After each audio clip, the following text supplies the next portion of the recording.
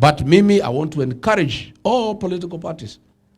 And I'll ask Justin Muturi, convene all of us. Vyama vya hapa Mlimani. Kwanza tuongee mambo ya protection of the vote. Because hii Kasongo alituibia Mbere, alituibia Malava, alituibia pahali ingine. Lazima tuchunge kura yetu. Na nimeona huyo kijana ya Ruto akisema ati tusichunge kura. Sasa mimi nauliza kura ni yake.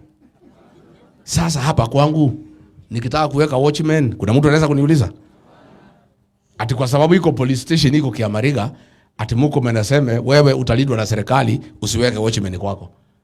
Hau. Hizi kura ni zetu. Mtu akiamua kulinda shamba yake unaweza muuliza swali? Sisi tukipiga kura tuamue kulinda iko makosa?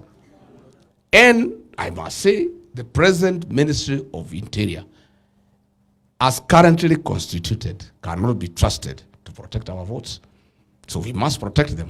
Because walituibia Mbere tukiona, na ni polisi walituibia. Malava ilibiwa na polisi. How can you entrust a hyena with your goats? Yeah? Ati chui ati mwambia kuchukie buzi zako. Si itakuliwa? We cannot trust the Ministry of Interior to protect our votes. And that matter is even over. We have already given political direction.